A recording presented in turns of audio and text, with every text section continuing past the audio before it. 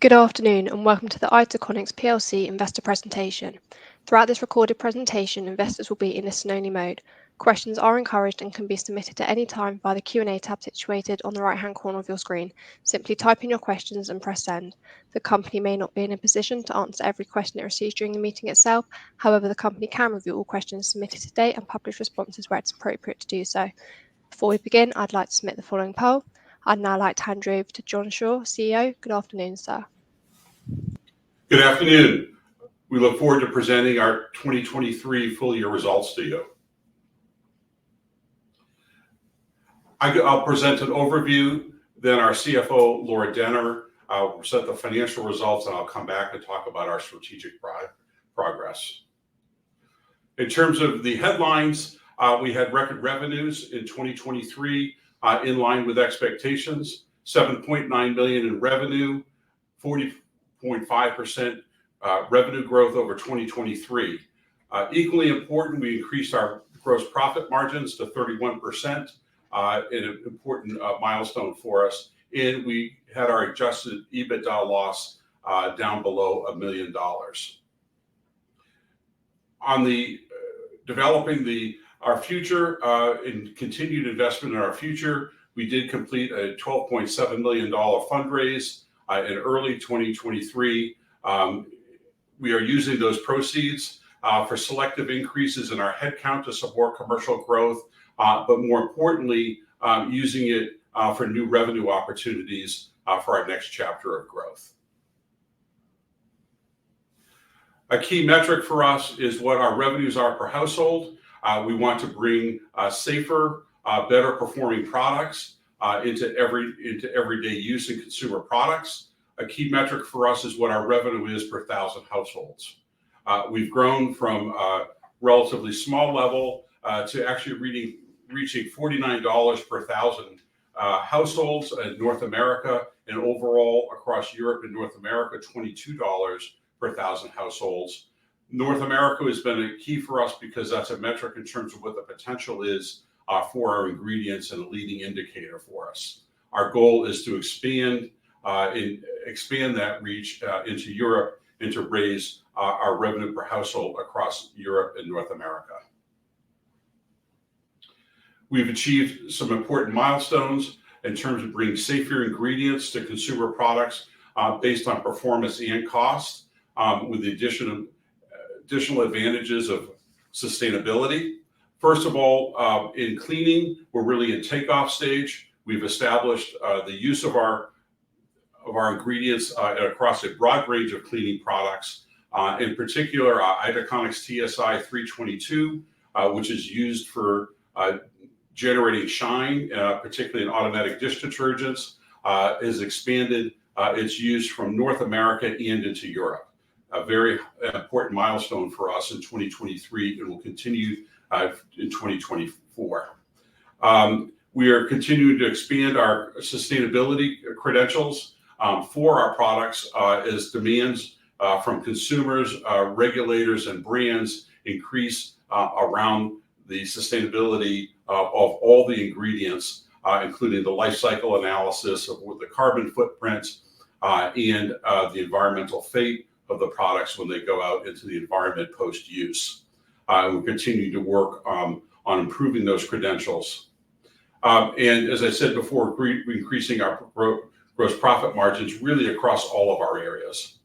It was important milestones for us in beauty and hygiene after a bit of a post-pandemic lull in activity, that in 2023 we did restore revenue growth in that area where volumes and activity kind of recovered from that in both areas for it. In terms of technology side, we're continuing development of new hair care ingredients. We do have our Velosoft BR300 that's continuing under development. We had hoped to launch it last year, and we are continuing to work on the stability of the product in end product formulations. So we did not fully achieve our goal that year, something we hope to do this year. And then we do have a new dry form of our zinc polyitaconic for odor control for non-liquid formulations. We have that now available and in inventory, and we'll start the sales and marketing of it this year. In terms of the large potential that we have for safer ingredients for performance and cost across our areas, we had $7.2 million in revenue in cleaning, $400,000 in hygiene, and $300,000 in beauty.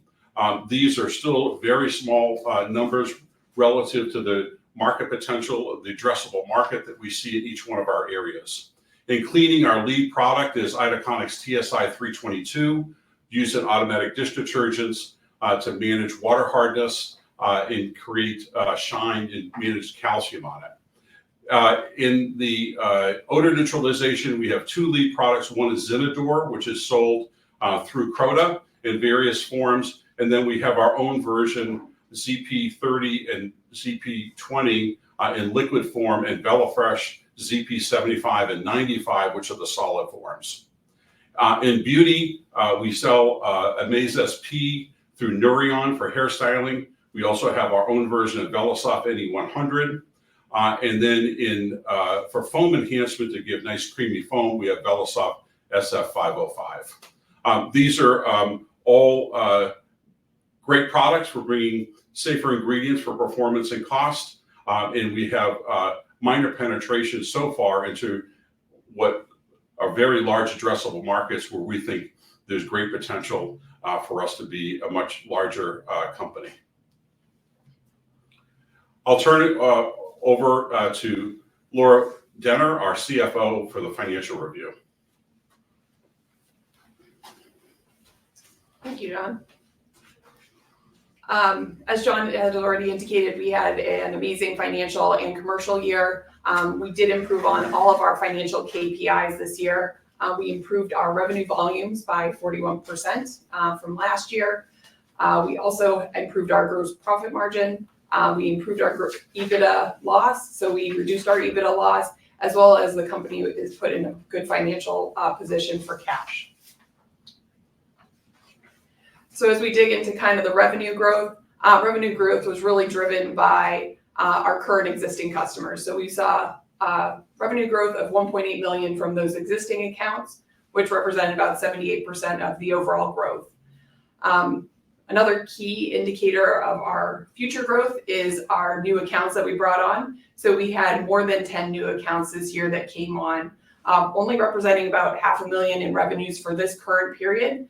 But we anticipate that these will continue to grow in the future as they'll get a full year next year of revenue volumes and then continue to proliferate into their end markets.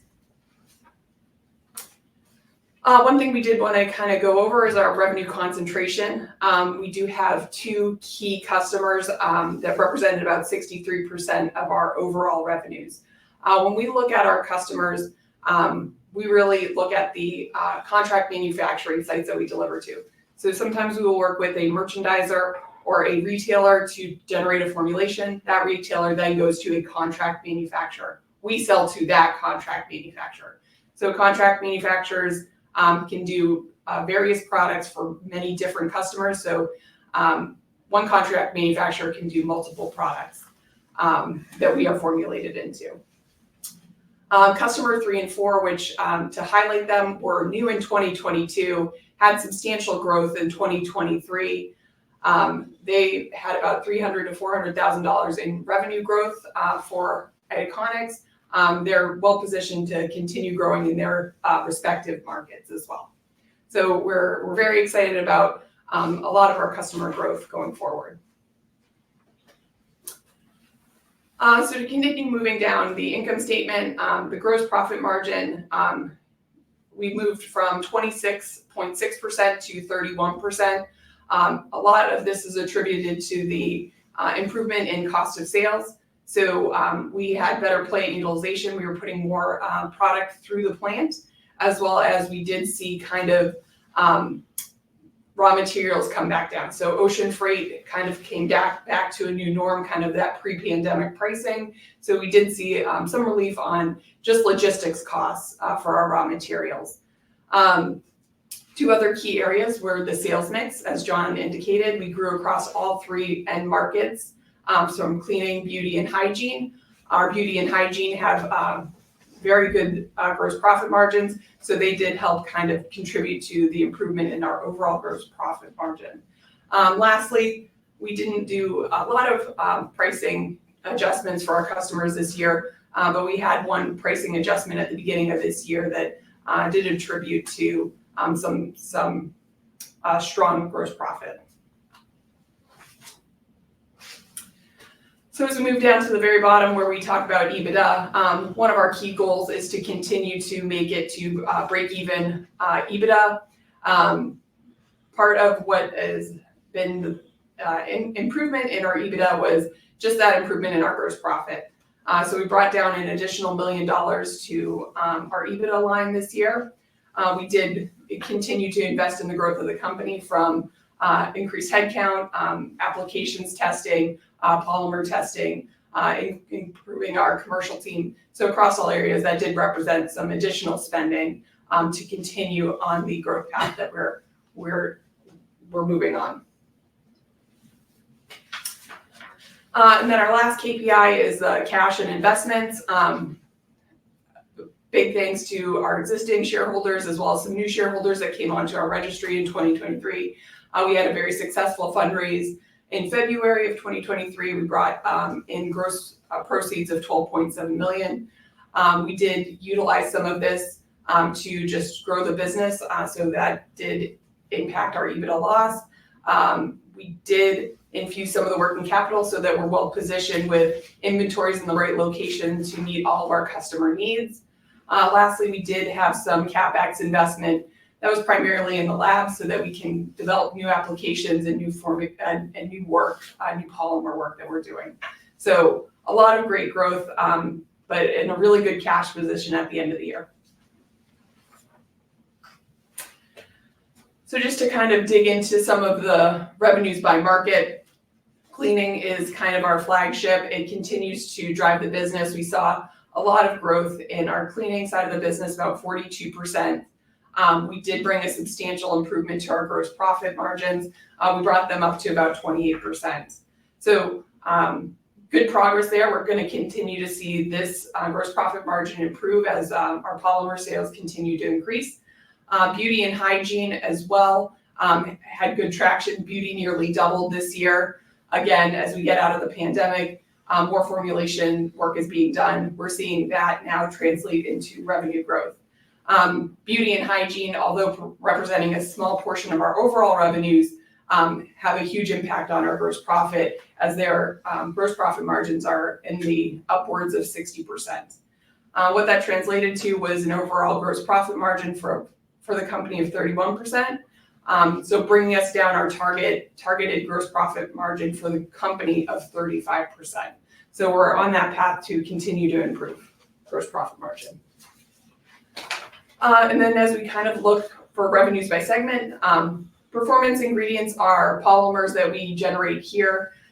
They are those TSI, the VelaFresh, the Zinadors that we sell into the market that can help provide key claims.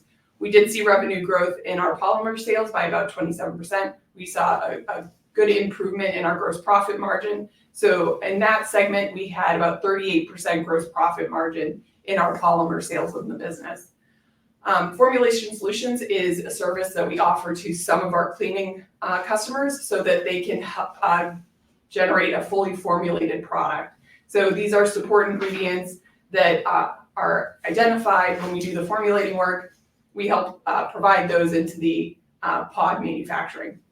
That grew as well as the overall pod market grew, as well as the overall cleaning market grew. They do represent a small portion of gross profit. They only contribute about 9% gross profit margin, but they do help us to provide those key claims that our customers are looking for of certain performance, shine, and clean. So I'll turn it back over to John to kind of walk you through what our next stages are. Thanks.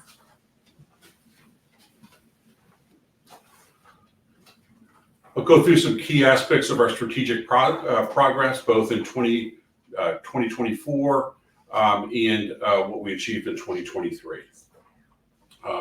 As I've described in the past, we are in a new era of development. We started the company in 2008 after many years of work was done trying to make polymers of itaconic acid, we established the use of polymers of itaconic acid as ingredients. And really by 2018 is when we really were able to position a number of ingredients for key values in formulations.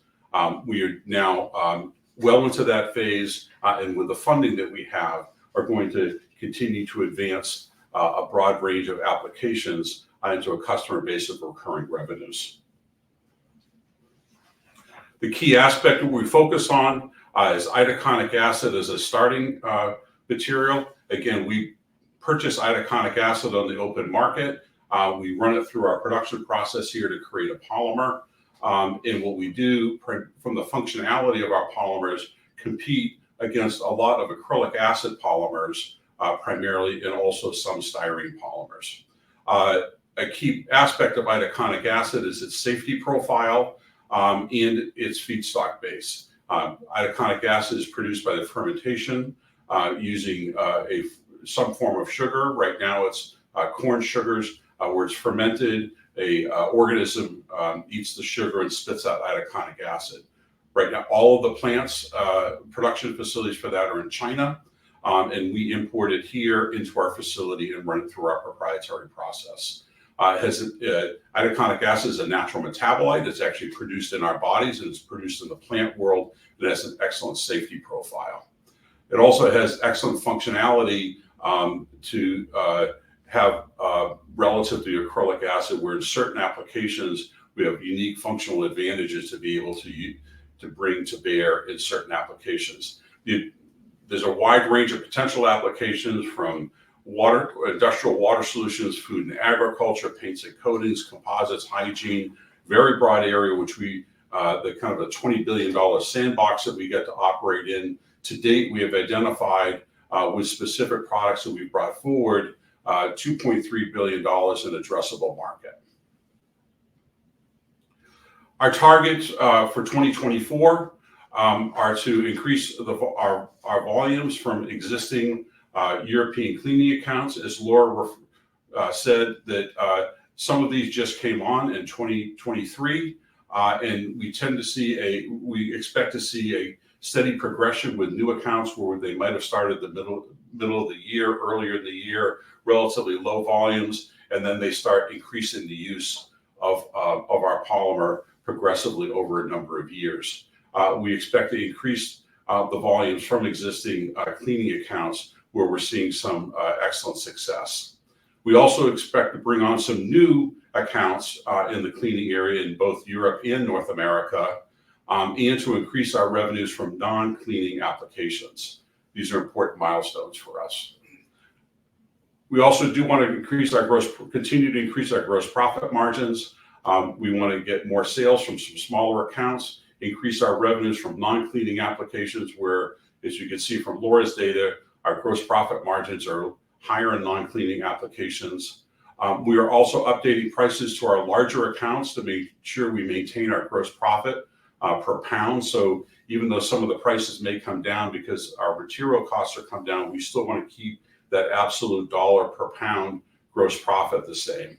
And we also want to increase our production throughput to get our overhead rates per pound down.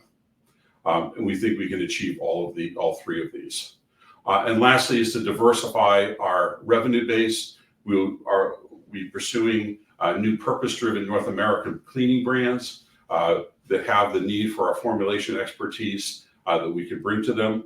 A number of new European cleaning accounts, and importantly, some non-cleaning accounts and applications. One of the areas we've discussed in the past is in the sustainable fashion area, which is for us is in leather.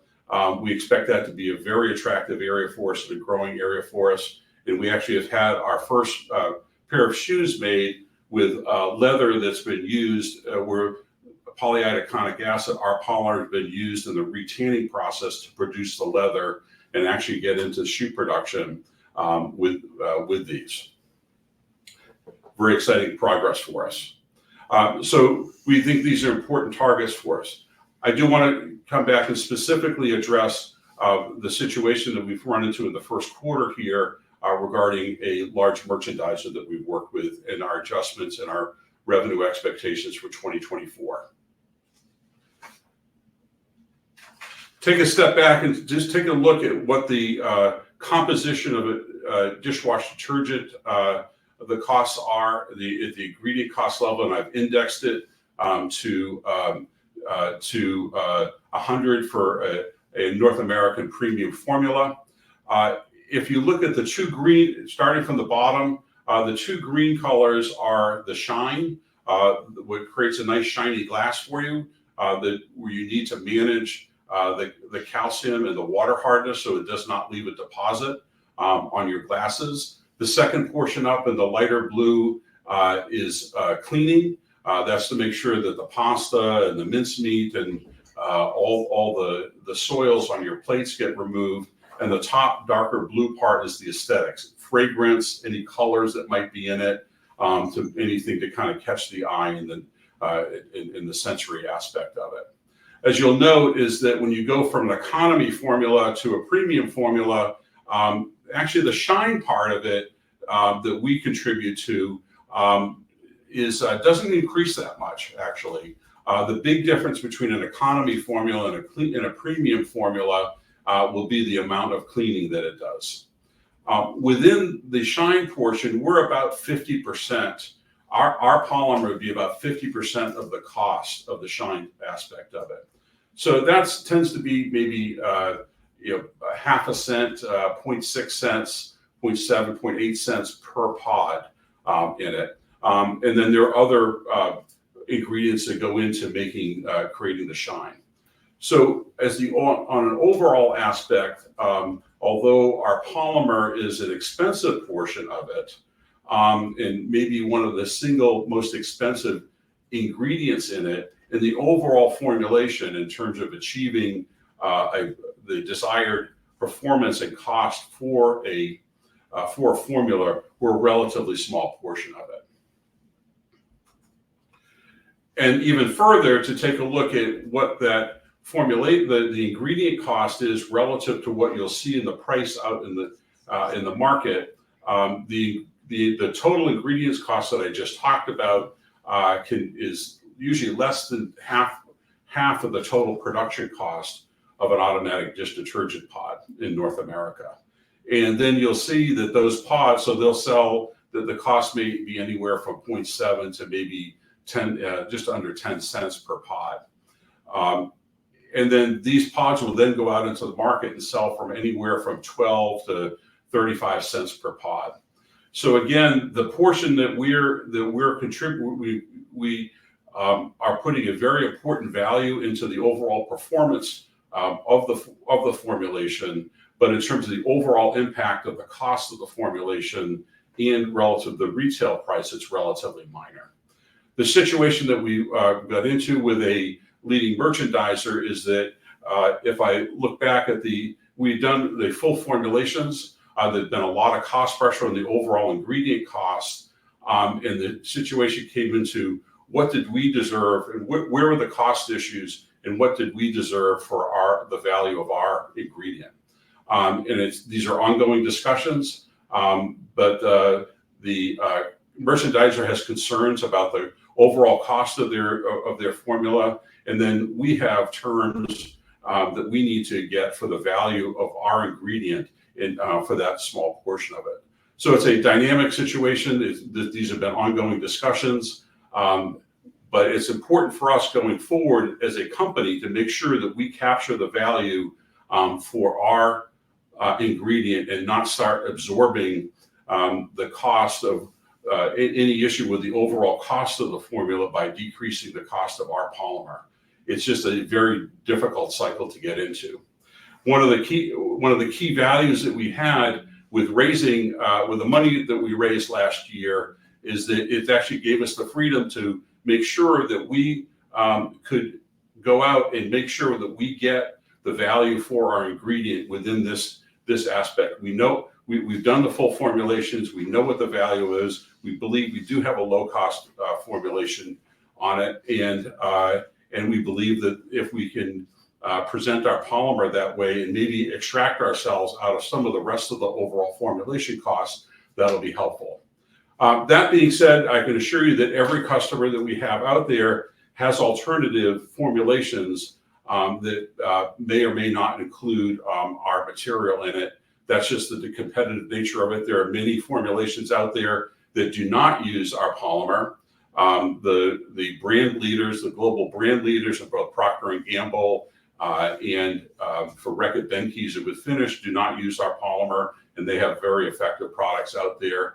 But we also know that there is a segment of the market where we can deliver that value, and it's very important for us going forward that we capture that value for what we bring to the formula on it. So that's what got us to the point a few weeks ago where the negotiations had got to the point where we did not believe we were come to reconcile it, and the decision was made by the board that with Laura and I certainly in agreement in it, that it's something we needed to announce this to the market. It was a significant potential change in our business conditions, and that's the transparency that we need to have, that we want to have and do have and will have with the market in terms of what our immediate business condition is. So that's why we took that action a few weeks ago. We were not convinced of that back in February in our previous trading update, but it did come to the point where we believed that was required for us to do. We do know in the midst of that, though, that we have very high value in delivering low cost, high performing shine into automatic dish formulations. We are finding that in Europe. We are finding that with new customers in North America. And I think that as we go forward, being the cash position that we have will allow us to negotiate better terms and diversify our customer base to build a large company. In terms of our outlook, our current market expectations are $6 to $6.5 million for revenues. This is what we've put out to what we put in our RNS. We still stand by that. We have current market expectations for adjusted EBITDA or a $1.6 million loss at EBITDA. So we've actually, with that loss, we've moved, added a year to it. That's where we are now. We hope to do much better than that during the year. Most importantly, though, is setting up for a profitable years ahead is be able to improve our profit margins and our mix of customers and applications to have that diversified customer base and application base at high margins and grow from there. It's important to take that action now while we have the freedom to do that, so that as we go forward, we can build the type of company that we want to be a $100 million company with a broad range of diversified customers and applications. From an investment standpoint, we've already made important investments in lab upgrades. You'll be seeing developments coming out of our work in the lab in the coming year. Some of those will eventually make it out into some improvements in our production process, where we'll expect to spend some money. We are not planning on, we plan to continue production here in North America at this facility. We have plenty of capacity available here, and we have some production improvements we can do to expand our product offerings from this site. We do not see a need for a new plant elsewhere at this time. We have done some selective increases in our operating expenses. We've added some staff. We were running extremely lean at the end of 2022. We needed to build up our backbench of support. We've selectively done that with some headcount on it to support our commercial development and operational growth. But we think we're pretty. We've have some hiring done. We have some replacements to do to fill in some positions where people have rotated out. But overall, it's something that we expect a very manageable amount on operating expenses, particularly relative to what actually develops on the revenue side. So we continue to bring a performance, cost, and sustainability to the marketplace. We do have an established customer base that's going through a bit of an adjustment right now. We think that's a healthy adjustment to make sure that we have value for our polymer within our revenue base on it. We have a 16 patent family of proprietary technologies to build off of. Relatively low level direct competition. We don't believe anyone is producing, no one is producing our polymers. We do in each application area compete against specific formulations on it, but in terms of direct competition, low level, continue to have relatively low capital requirements and have high quality recurring revenues that we want to make sure they maintain their high quality by having high level of profitability within those revenues. So we're excited about our position. It was a difficult decision that we made in the beginning of this year, but we're excited about where we can build off from it.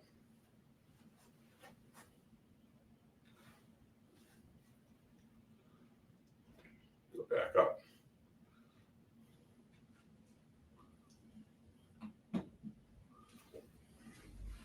And that's our presentation for today. We're look forward to answering your questions on it. John, Laura, thank you very much for your presentation this afternoon. Ladies and gentlemen, please do continue to submit your questions just by using the Q&A tab situated on the right-hand corner of your screen. Just while the company take a few moments to review those questions submitted today, I'd like to remind you that a recording of this presentation, along with a copy of the slides and the published Q&A, can be accessed via our investor dashboard. As you can see, we have received a number of questions throughout today's presentation. I please ask you to read out the questions and give responses where appropriate to do so, and I'll pick up from you at the end. Great. We always enjoy the question and answer period here to make sure we address all of your concerns directly. First question submitted was, please provide guidance on revenue growth expectations.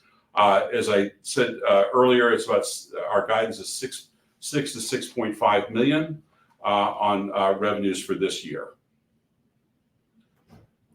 Second question, the company had previously referred on many occasions to sticky revenues. The recent loss of ITACONIC's largest customer has therefore shaken investors' confidence as reflected in the share price. What assurance can the company give the investors about future growth trajectories? We believe our revenues are sticky. We have some control over that in terms of what terms and conditions our customers are asking for, or whether or not that's attractive business to do. At some level,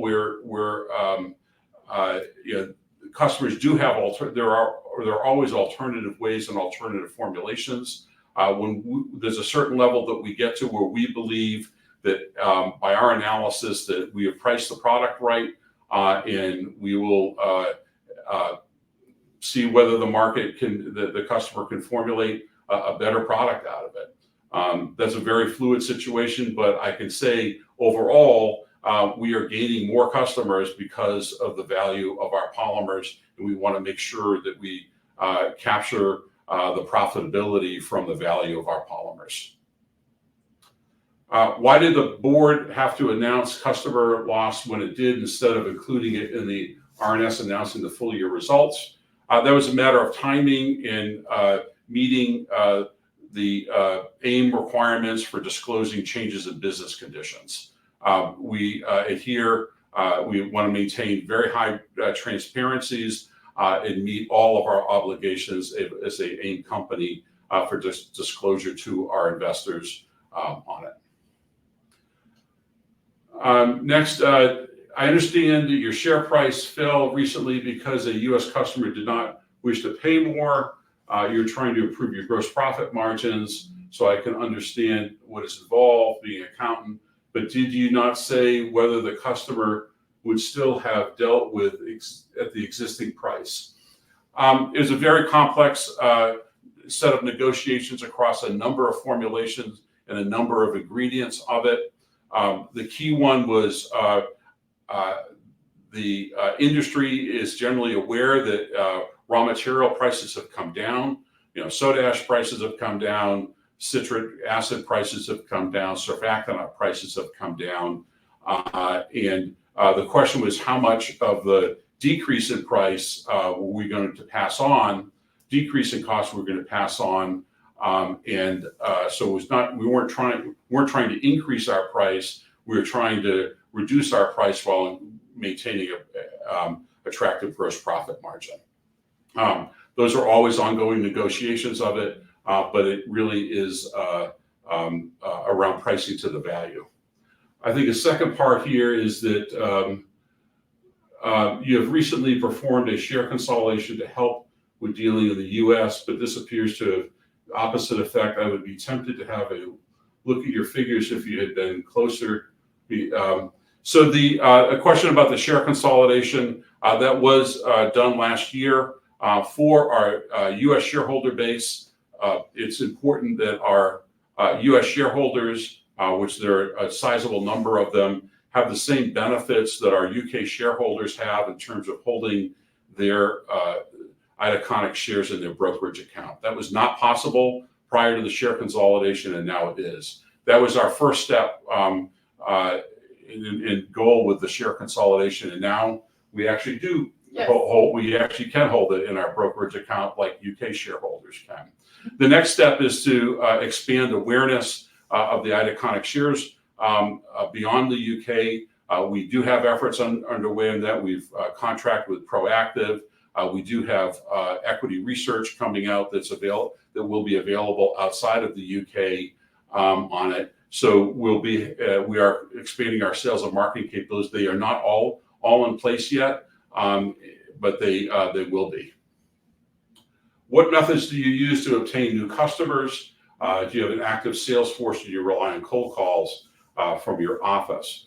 We have several channels that we go through. First and foremost, we have a direct sales force that calls on all the major detergent companies in North America and Europe. We have very good relationships with all of them, even the global brands that aren't using us yet. And then we have partnerships in certain channels. In hairstyling, we use Nurion that takes our Amaze SP globally. Croda in home care area takes our odor neutralization globally. And then we have selective distributors in both Europe and the US that bring us to market. So it's primarily directly to, it's direct sales, either ourselves through a distributor or a partner. The recent Canaccord Brokers report contains major capex of in 24 and through 26. I'll just address that is that to date we've funded lab upgrades and some selective upgrades to our sales and marketing capabilities, which will be emerging. We are reserving spending for some of the process development work that's coming, that we expect to come out of the laboratory that would turn into improvements to our production process that would expand our production capabilities. So that's what we've reserved that in there, well within the cash that we have available, and important to advancing the company further. What do you want to think? There are a number of positions. There's a number of positions. The question is, there are a number of positions currently open on Bamboo HR, chemical production operator, overnight chemical production, et cetera, et cetera. Are these positions still a requirement given the projection reductions in revenues, presumably reduced production over the coming months? Or do we still have something in the pipeline which will replace/increase our production requirements going forward? So we are taking a look at our growth plan, our growth strategy coming forward. We'll assess each of these roles that we have. We're always on the look for a good fit for our growing operations. So we do have kind of just general HR efforts out there to make sure that we've got the best team in place to keep growing the business. There's another question about the consolidation was done to facilitate increased activity in the U.S. directed to a best interest of the company. I think this is all about the consolidation again. Again, the first most important part of it was that the U.S. shareholders have the rights and benefits to holding their shares in brokerage accounts that UK shareholders have, and that the next stage for us is to expand our investor relationship promotion outside of the UK. ITACONIX as a project partner in a funded grant looking into new branch polymers, excipients. I think this is relative to a UK grant that was done, one of the universities. We do support university research when we can. Part of that is to make sure that that we maintain some connection with the university research, that they are looking at itaconic acid use. There's nothing specific coming out of any of the university research that we've done to date that we see commercializing in the near future. When will VelaFresh SAP 80 and VelaSoft BR300 be launched? In both situations, we are working on optimizing the products. The VelaSoft BR300, we're continuing to work on the optimization of that ingredient when it's in formulation. We had good optimization of it as a standalone ingredient, and then you have to go test it in a wide range of formulations of where customers might use it. And we found that we need to do some further optimization work on that. We will probably know by the end of this year whether or not that is the result of that is that we continue to bring it forward. There's some probability that we can't optimize it satisfactorily for commercial use. The SAP 80 was a current method for producing the SAP that got us to a certain level of performance. We decided that we only had about 50% of the absorption capacity of a polyacrylate, and we were at a price premium. What we believe is that we can get to equal absorption capacity per gram as a polyacrylate. Again, it'll be at a price premium to the polyacrylate, but not as high. So the combination of lack of lower absorption and high cost, although we think there would be some market for it, we did not want to go out with an inferior product when we think we have a superior one available. It will take some process development work to be able to produce one that matches the performance. We do have prototypes of that working in our lab and in testing, but it's going to take some process improvements to do that. We expect that that'll be, there's a number of steps to get us there. We expect that more progress to be coming in late 2024 in terms of the technical development of it, and steps towards commercialization, more to come in 2025. I think there's one last bit of that question. What is happening with sustainable fashion? First order in December of 2021. We're still seeing a lot of activity in sustainable fashion. We've successfully had some products made with the itaconic polymers in the leather tanning. So we've got some itaconic shoes. So hopefully to be in the fall fashion season of 2024. That's the joke's on. We're making excellent progress on the leather side right now. We think it's be one of our more exciting areas in this year and into this year, 2025 and 2026. Some major progress in that area.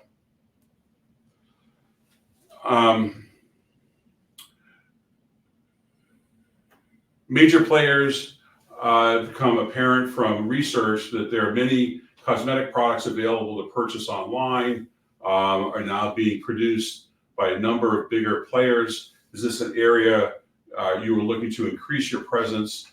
Unilever, Henkel.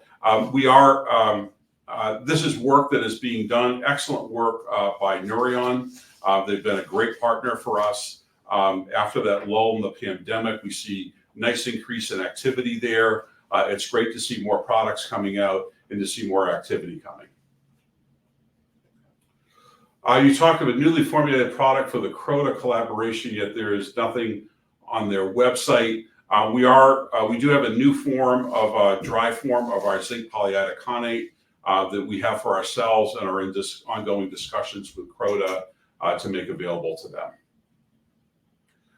With such a large loss of business with your major merchandiser, how do you expect them to replace your polymer? We'll be watching closely to see how they do it. There is ways to do it with using petroleum-based ingredients that we think that there are ways to do it. We do not know exactly how they plan to do it, and whether they're going to be able to do it across all of the brands that they participate in. But we will be watching intently on it. What chance of the SAP ever becoming a success that has now been pushed back? I think I've covered that pretty closely. That is really the performance per gram, absorption per gram that we wanted to advance. It's a fairly sophisticated polymer to make. It's not as straightforward as our DSP2K or our TSI 322. It takes quite a bit of optimization to have a competitive one. Particularly, it's like our first generation one, and we're out competing against 10th generation polyacrylates that have been optimized for the last 30 years. The expansion of the ingredient portfolio. How do you prioritize new development initiatives here? We go through as I think our CTO, Dr. Yvonne Durant, brings forward ideas for what we have for novel chemistries of it. Our sales and marketing department, primarily myself and in Jim Gordon in Europe, bring forward what customer needs are, and we line those up to see what we think the revenue opportunities are, how quickly we can get into it, and what the development time will be. One thing that having some cash allows us to, whereas before when we were cash constrained, we had to work on very short-term opportunities. So the prioritization was like, how fast can we get it out in the market and get revenues of it? Almost, even if some of them were relatively smaller opportunities, the cash that we have available does allow us some flexibility to pursue larger opportunities that might take longer to develop. I would like to highlight this is that what you see here, we have through our BioAsterix, we have developed a prototype for an artistic paint. We've actually had our first professional artistic piece done using paints that were actually formulated here in our lab. They are not optimized by any standpoint, but it's a pretty nice painting on it though too. So this is an area again where the funds that we have available are going to give us an opportunity to move forward in an area that we weren't able to do before. James S. asks, what is the cash runway? We believe with the fundraise that happened in February of 2023, we're well positioned for any cash needs that we'll have. We do expect that with the loss of our major merchandising customer, that our cash runway or our projections have moved kind of 1 year to the right.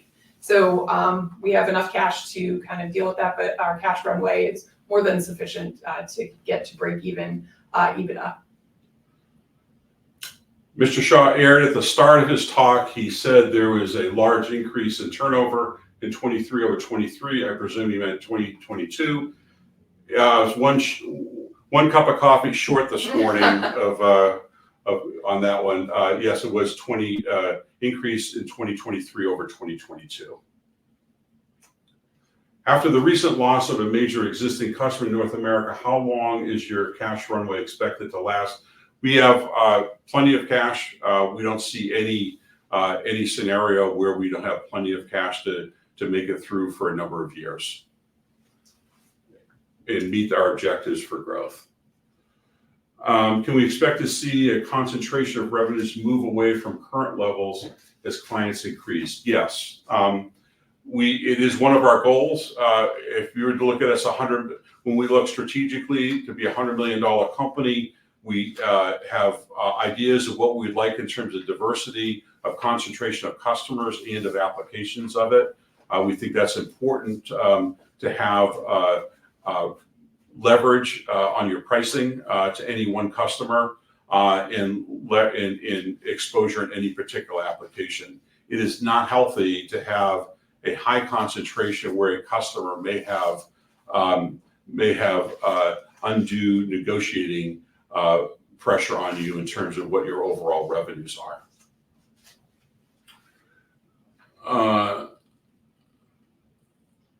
What are the targeted EBITDA break-even and positive cash flow from operations?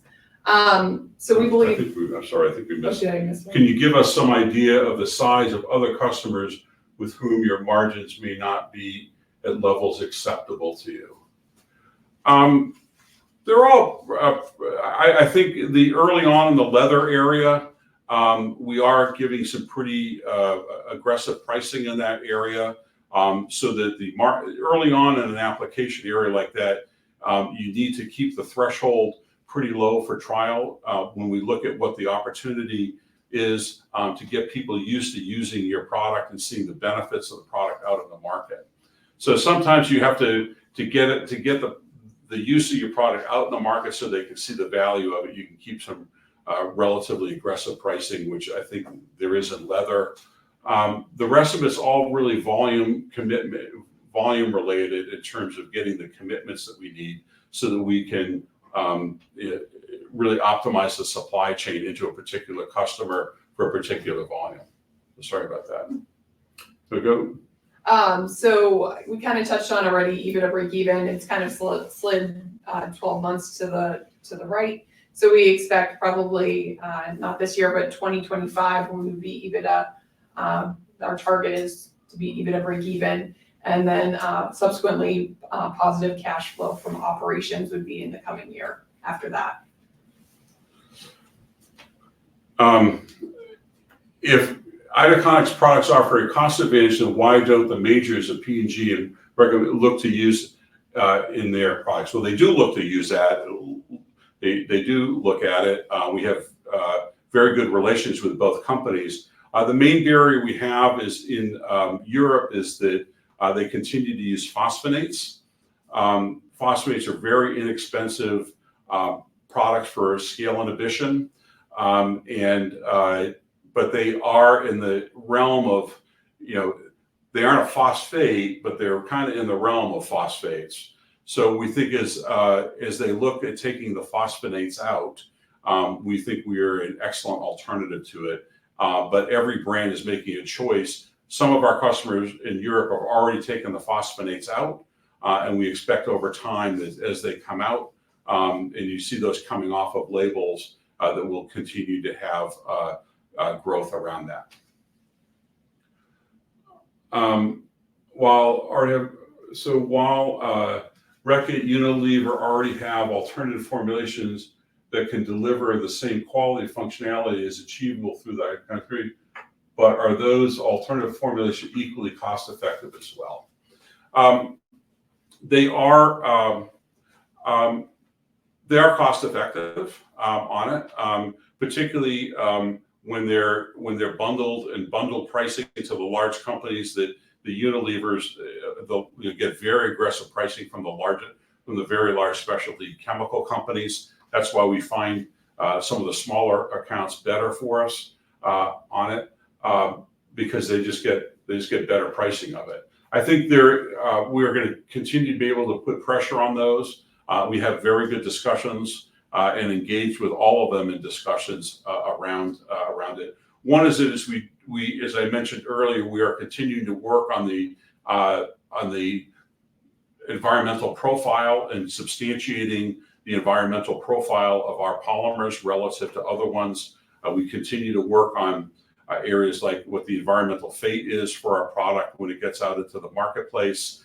We're making technical presentations to the industry with a very significant investment we put into through our laboratories of substantiating the sustainability credentials of our polymers. And those are important to bring to the largest companies. Reduction in ocean shipping costs helped the 2023 growth.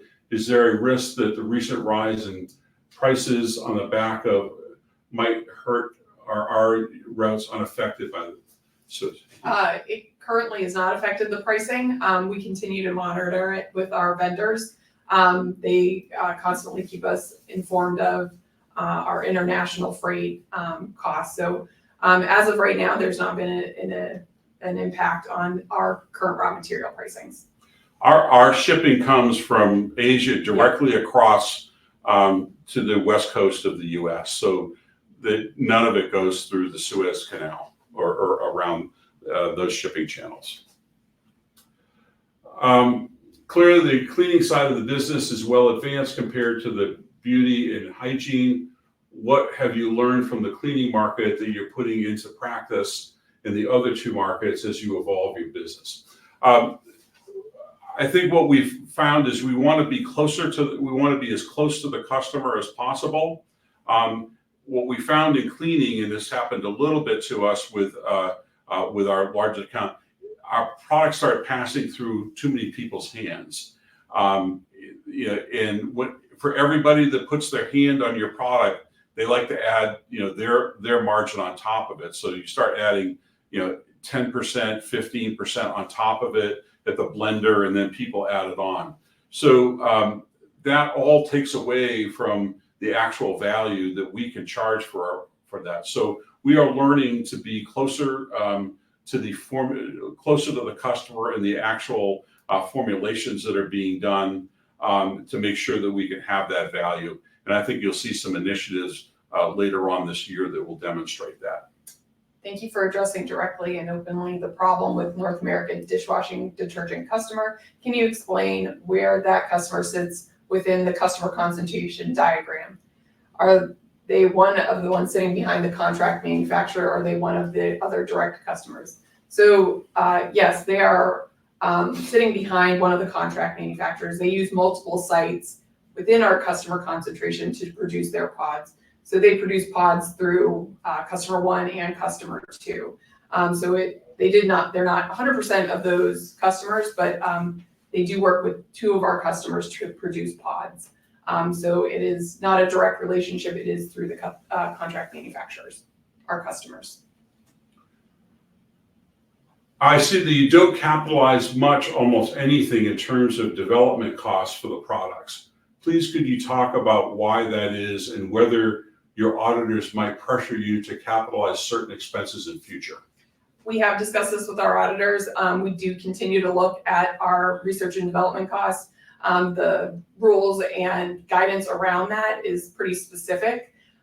We have to be doing certain activities that can be capitalized. We've not determined that those costs that we are currently incurring are capitalizable. We expense them in the current year. Do we understand that the revenue loss is a strategic decision based on pricing negotiations? Yes, it is. These pricing negotiations go back well over a year and a half of discussions when discussions began in terms of where to price it, particularly as some of the other ingredient costs started coming down, the surfactants, the soda ash, citric acid. So they've been ongoing negotiations. It was actually extended into this year of what our 2024 pricing was going to be. We had not come to terms for what the 2024 pricing was going to be. And it really got to the point where we did not see the opportunity we saw many opportunities to reduce the overall cost of the formulation.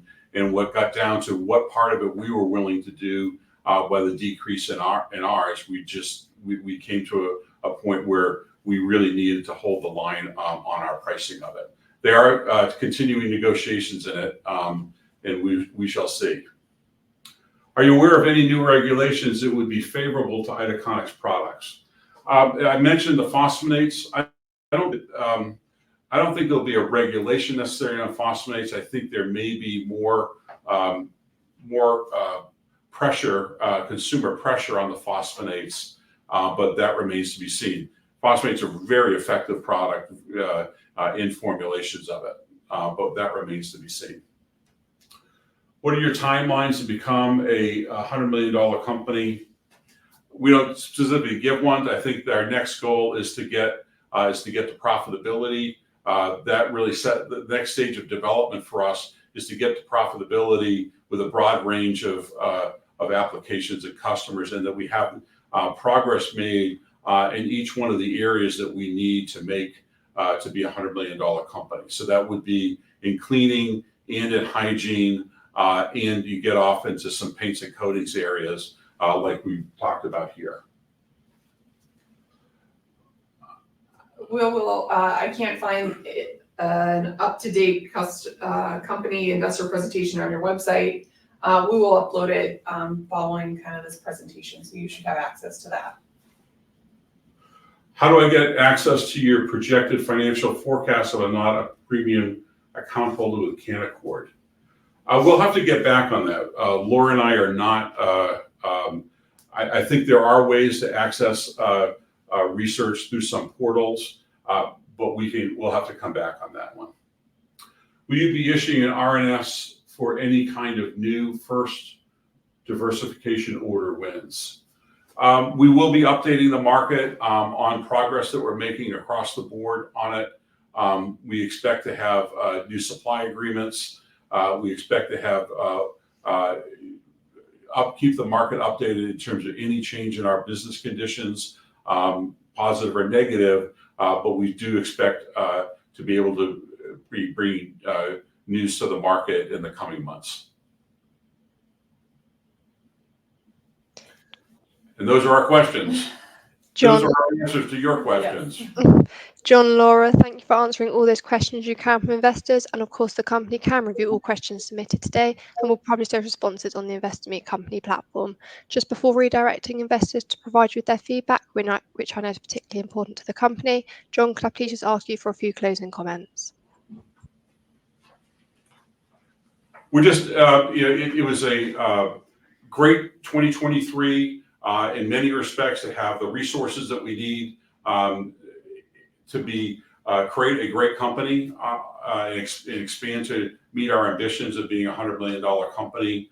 It is difficult to start the year out with how we have in the first quarter, having to adjust our revenue expectations. That does not change at all our ambitions and potential to be what we want to be as a company, and it really shows you the capabilities and the efforts we're going to make.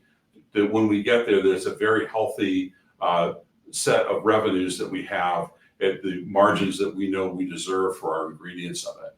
I think that's our obligation to all the work that we've put in. It's our obligation to shareholders that we get the value that we know our ingredients bring to it, and to find more and more opportunities to do it, which I think we are. And we look forward to reporting on continued progress through the rest of 2024. John, Thank you for your time. Really appreciate it. John, Laura, thank you for updating investors today. Can I please ask investors not to close this session, as you'll now be automatically redirected to provide your feedback in order that the management team can better understand your views and expectations. This will only take a few moments to complete, and I'm sure will be greatly valued by the company. On behalf of the management team of ITACONIX PLC, we'd like to thank you for attending today's presentation, and good afternoon to you all. Thank you.